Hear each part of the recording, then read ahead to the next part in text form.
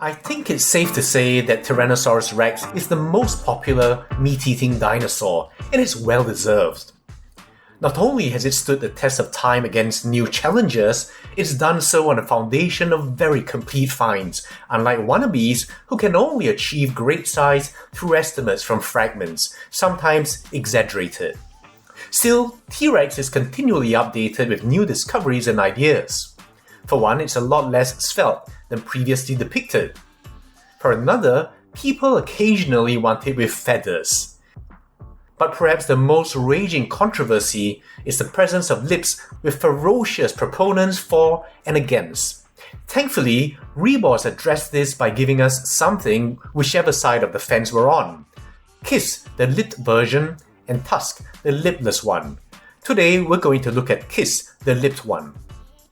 This is a model that commands respect. This monster weighs 680 grams. That's 1.5 pounds. And it's a whopping 42 centimeters or 16.5 inches long. And 14 centimeters or 5.5 inches tall. Taking an upper estimate of 12.4 meters or 41 feet, this works out to 1 to 30 of scale. Rebor's declared 1 to 35 scale gives you 14.7 meters or 48 feet, which is beyond the longest known specimen. You can decide if it's within your believable range of variability. For me, it's a bit of a stretch. Right off, let me say that the tail comes separate, so you have to put them together, and I think you can already see a sad flaw in mine. The separation is bigger than just any other seam. I know two collectors who have the same problem, so that's just something for you to be prepared for.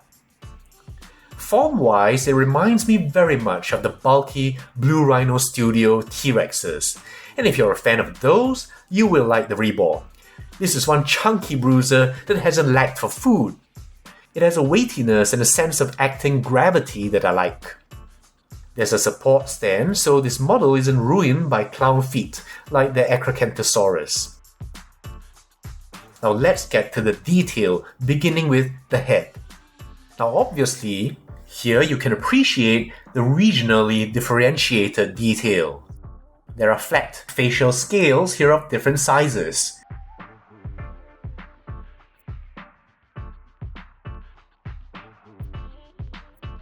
The lip area itself is lined by these larger vertical scales, which gradate to smaller sizes away from the lips.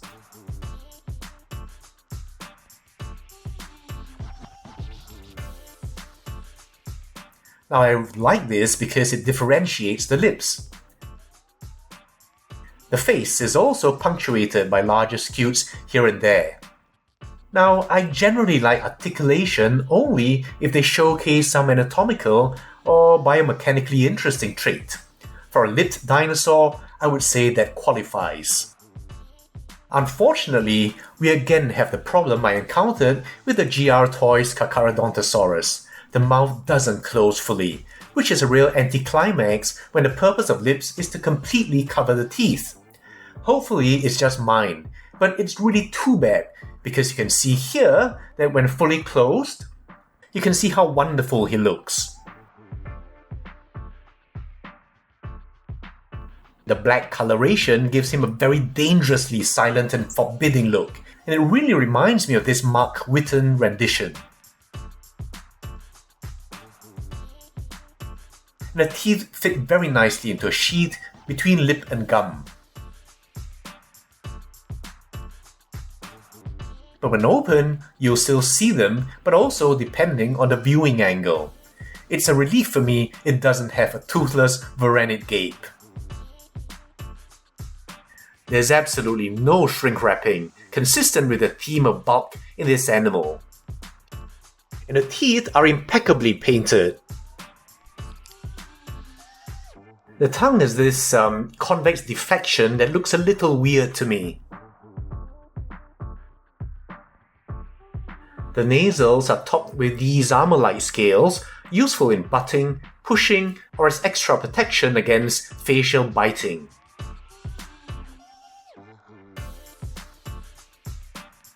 And over the lacrimal, you see a buildup of keratin.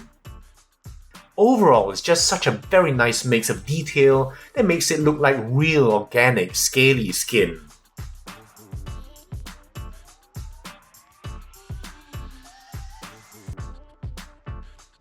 The eyes are very well painted. And from the front, you can see that stereoscopic field of vision realized. Now, there's this kind of peak that looks a little odd. The bump here isn't actually the occiput, but created by the curvature in the cervical spine. And I can't quite articulate why it doesn't quite sit right with me. And next, the body. First, the neck. You can see the kind of scalation postulated for Tyrannosaurus, with each scale at a reasonably small size.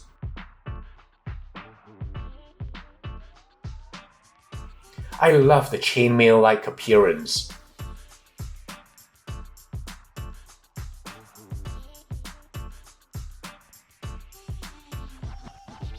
The superficial veins. These skin folds are nicely done. Now let me show you the rest on top. You really have to appreciate the intricate detail with the differently sized scales everywhere else. The sides,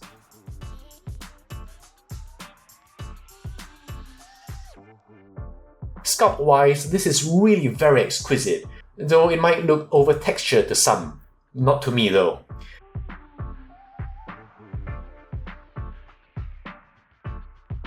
The lines of tension.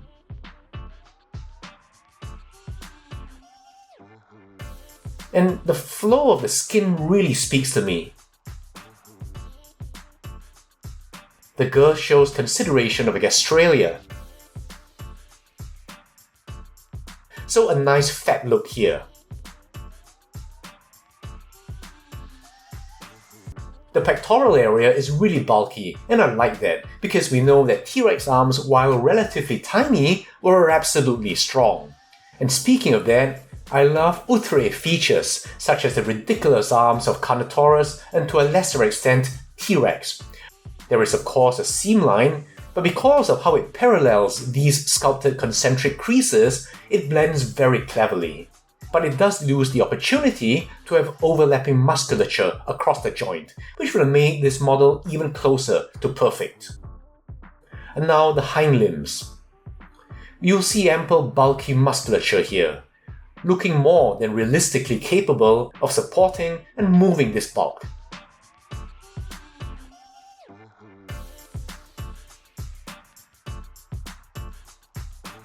I love the feeling of weighty compression hinted at by the bulges of these muscle bundles. The reactionary bowing of the taut tendons in the Achilles and the toe extensors. The spread of the toes. There's also some plantar pad spread, which is a nice touch. The tarsal scutes are here, which is quite possible from what we infer from Concavenator, but they aren't so vulgarly differentiated as many models do, so it won't be offensive for people who decry them. The tail is thick, enough to suggest the caudofemoralis, instead of being too thin as in many other models.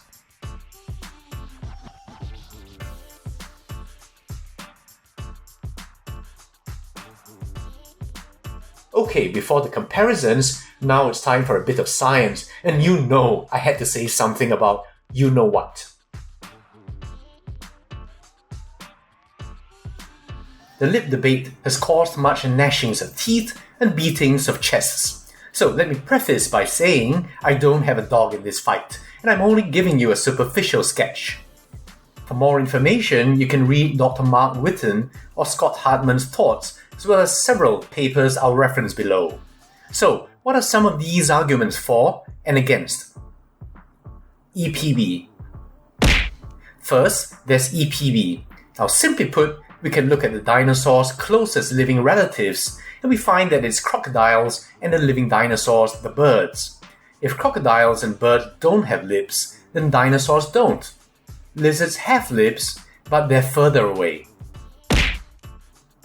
If we expand to a broader EPV view, we could argue that lips are common in extended tetrapods. If mammals, living amphibians, tuataras, lizards and snakes all have lips, then lips seem to be the default, and liplessness would actually be an unusual and specialized exception. Another counter. A major consideration is the underlying bony anatomy of all three. If it's similar, then the overlying soft tissue should be similarly expressed. But it's not similar. Birds are obviously out, since they have toothless beaks. Their skulls are too different to claim no lips for dinosaurs based solely on EPV positioning. So there's a contextuality to consider. Now what about crocodiles, which seem to have more similarity with dinosaurs? That brings us to anatomy. Anatomy is where the arguments are especially exciting and relevant, because that's all we have when it comes to extinct dinosaurs. Unless we find incontrovertible proof of soft tissue preservation one day. And no, unfortunately, that Carnotaurus photo doesn't count. The first has to do with claimed similarities between crocodilian and theropod skull features. And here I believe the famous Carr et al. 2017 Spetosaurus paper is the one most often quoted, misquoted, appropriated, and misappropriated. This significant paper and its supplementary material are a must-read if you're interested in this debate, but here's a very crude summary. Osteological correlates are bony textures caused by bone and soft tissue interaction. Examples are scars, rugosities, and processes. Carr et al. Compared the Spetosaurus honori and crocodilian skulls. And based on what they deem to be similar osteological correlates, they suggest a reconstruction like this. Now here we can see a mix of flat scales, armor-like skin, and cornified sheaths. In general, most people are fine with this. Less so with the claims made regarding facial foramina in the jaw for blood vessels and nerves. In the scales overlying these areas, crocodiles have integumentary sense organs, or ISOs. Carr et al. Find the same foraminal arrangement and density in Tyrannosaurus, so they included ISOs in the Spetosaurus scales overlying their foramina. If this crocodile analogy is valid, then these foraminal nerves were for tactile perception and not to supply lips. The paper didn't directly state that tyrannosaurs were lipless, but the inference is obvious, and the accompanying illustration showed such.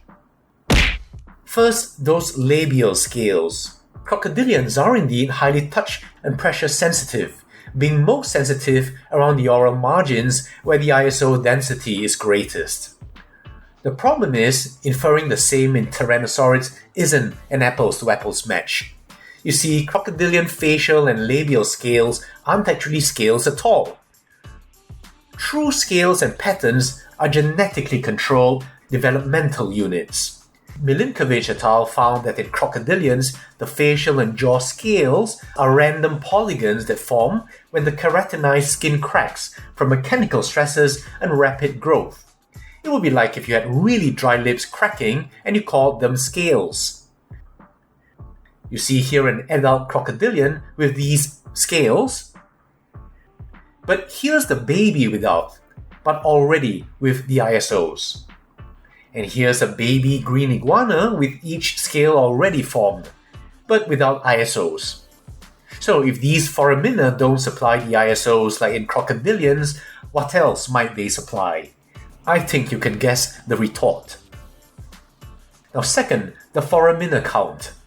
It's generally agreed that lots of foramina correlates with no lips, such as in the crocodile. Fewer foramina suggest lips, as with the lizard.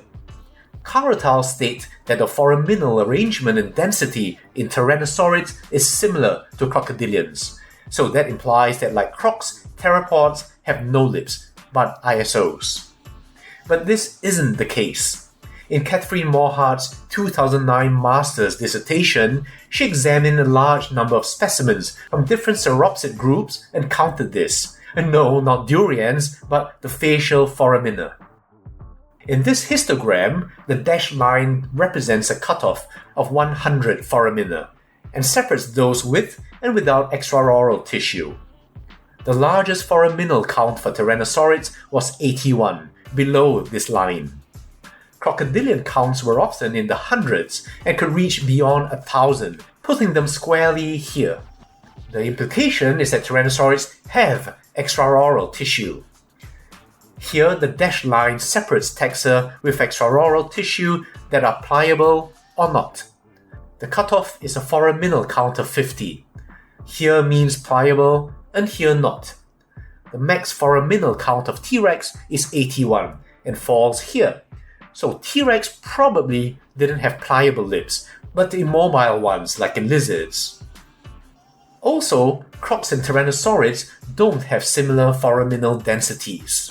If it fit 81 foramina in here and hundreds here, you'll realize that foraminal density in Tyrannosaurids is way lower than a croc's. So again, chances are that their foramina wasn't to supply ISOs, but something else. Another idea from osteological correlates are the depressions seen in many Tyrannosaurid maxillae. You may remember this maxilla from our 2-tongue Tyrannus video. Here you see these shallow elliptical depressions which create these low adjacent ridges. Sorry, my tracings are off. I really suck at drawing with the mouse. Now this is common in Tyrannosaurids, as you also see in this T-Rex skull replica.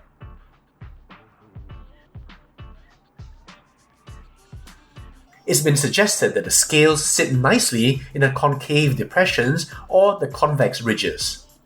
Either way, the argument is then made that they extend downwards and leave no space for lips.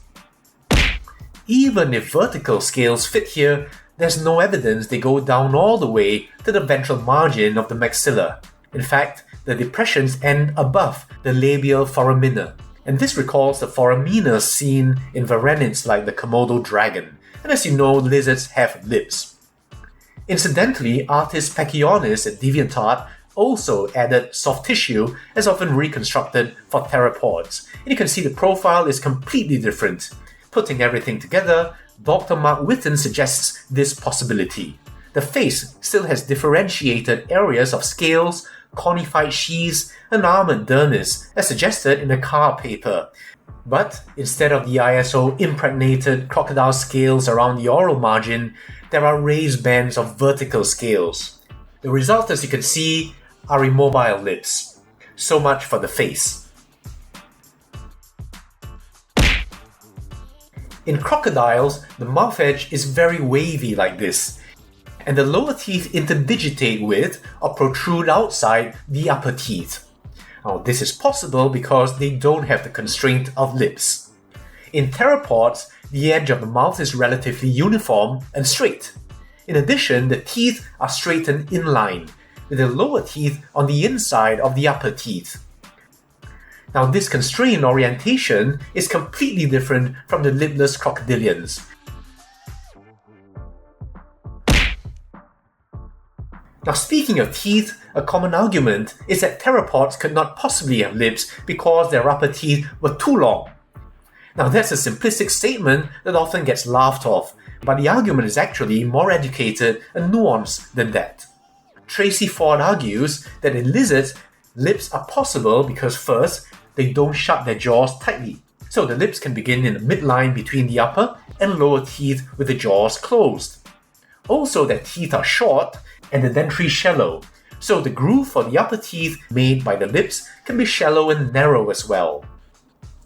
But in theropods, the very long upper teeth overlap the lower mandible, with the lower teeth sitting medially to the upper tooth row. The upper palate has depressions, and with the mouth closed, the dentary teeth fit into these palatal pockets. Indeed, the tops of the lower tooth row actually sit high up in the skull. Now, this maximally closed position is what we call a close-packed position. The lip margin cannot therefore be between upper and lower teeth like in lizards. In addition, because of this overlap, this is how much the lower lips need to extend. And that means that the groove for the upper teeth need to be much wider and deeper than the lizards to create a good seal. When the mouth is open, you can see what a gap there is both in front and the sides. And this lip would then need to be kept open by muscle or ligament, but because of the long teeth, there is no room for these. So again, lips aren't possible. Now first, this is true only if the mouth was shut in the extreme position. However, this is beyond what's necessary for biting food.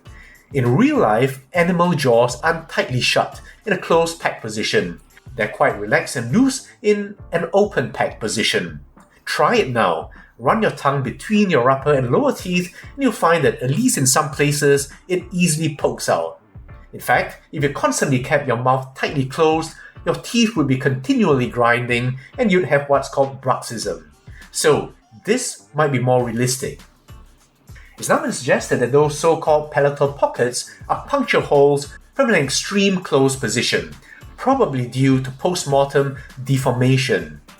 Rigor mortis and tissue desiccation from the jaw adductor muscles and compression pressures during preservation contribute to this. Also, regarding the very long teeth, first, most reconstructions don't account for post-mortem tooth slippage from the tooth socket. Second, if you look at this impressive T-Rex tooth, a large part of it is actually the root. So this is what actually protrudes. And even some of this will be covered by gum. So the part you can see is not really that long. Now what makes it look longer is if we remove the gum and then the tooth socket. Now possible benefits of this illusion to human males I won't elaborate on. So all things considered, this argument doesn't negate the possibility of lips. Realistically sized teeth in an open packed closed mouth position could still allow for lips, with an adequately sized sheath for the upper teeth, as in this illustration I'm sure you've seen if you know the Saurian game. Lifestyle. Alligators and crocodiles have less risk of dehydration, and so they don't need lips. Dinosaurs and lizards tend to live in more arid regions. Lizards have lips to seal moisture in, so convergently, dinosaurs would evolve them too. Because without lips, even if a theropod were to completely close its mouth, as Keylor asks in the book Tyrannosauric Paleobiology, what structure would actually be sealing against what? There would still be plenty of gaps. According to Zheng, enamel has low water content and must be kept hydrated by glandular secretions. Rees et al. Suggest that this would be impossible with permanently exposed teeth. They find in mammal tusks that enamel is worn away quickly, leaving only the cementum. Semi-aquatic crocs don't have to worry about that. So dinosaurs must have had lips to protect the enamel. However, not all animals with exposed tusks suffer this. Prado et al. In 2008 find that some Gomphathia genera still have enamel on tusk surfaces even as adults, while some don't. So enamel wear may be lifestyle related. And also the extent musk deer has exposed tusks, which are enamel. On the other hand, the underwater walrus has only dentine tusks, even though it has no risk of enamel desiccation. And finally, crocodilians also restivate in underground burrows during long dry spells without water. So there seems to be no consistent relationship between presence of enamel and presence of lips. So we can't say that dinosaurs must have had lips to protect their enamel. Related to this argument, we have tooth shedding.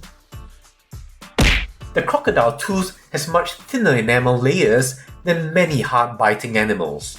You can see the enamel thickness of crocodiliforms and dinosaurs cluster around the lower end. However, these are polyphyodonts, whose teeth are continually replaced. So the idea is that exposing enamel to desiccation makes no difference since the teeth are shed and replaced often. So no lips necessary.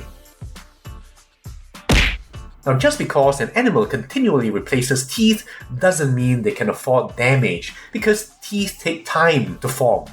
And what would you call often? Dietary et al. In 2019 estimated the tooth formation and replacement rates for Majungasaurus, Allosaurus, and Ceratosaurus.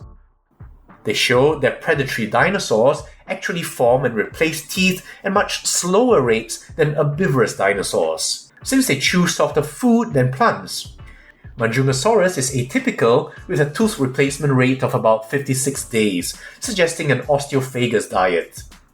For Allosaurus and Ceratosaurus, it's about 100 days, so it's not exactly a speed conveyor belt system, and those teeth still need to be protected while in use. And of course, we do have extant reptiles who are polyphyodont but still have lips. So being polyphyodont doesn't negate lips. Now, this isn't an exhaustive review but a brief intro, but I think you get the taste of things. My personal conclusion? Well, subjectively speaking, I still like the teeth exposed look. Objectively, I'm convinced they did have lips, or some sort of covering. Like I said, I don't have a dog in this fight, so I'll just sit back and enjoy the show. And of course, these excellent models, lips or lipless.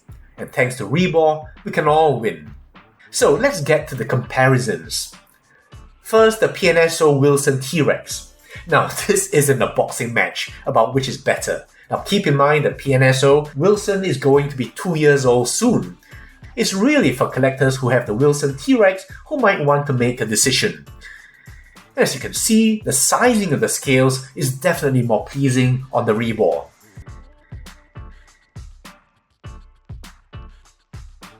The bulk and the presence is on the side of Rebor, as are the lips if that was your main gripe for the PNSO, or if you didn't like the overbite with the very long teeth.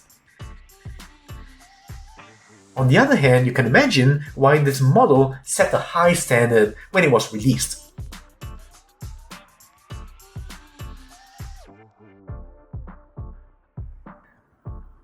Now, closer to PNSO's current level, we have Andrea. And here you can clearly see that against the refined PNSO standard of scale size and detail, they were a lot closer.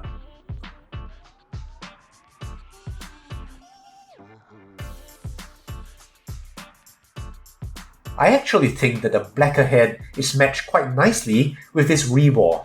I can't wait for PNSO to give us an updated Wilson. And speaking of Wilson, let's look at another chunky favourite, the Wild Safari Feathered T-Rex by Doug Wilson.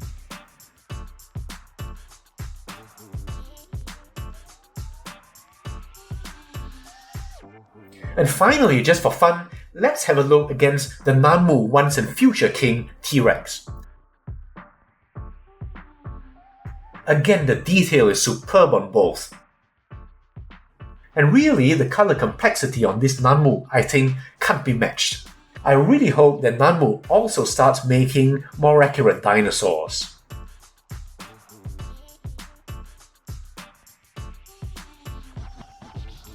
So that's it really. It's nice to finally have a lit version of T-Rex that's also generally accurate and with such fine detail.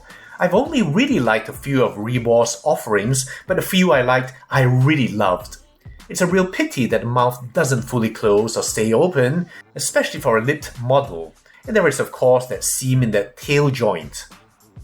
Still, I'm very happy with the detail, especially in the head and the lips, and glad there are no clown feet to ruin this masterpiece, and I hope they might rework the Acrocanthosaurus one day. I've been very happy with the paintwork for the models I do have, and I think if they turn their attention to accurate dinosaurs, we'd all go bankrupt.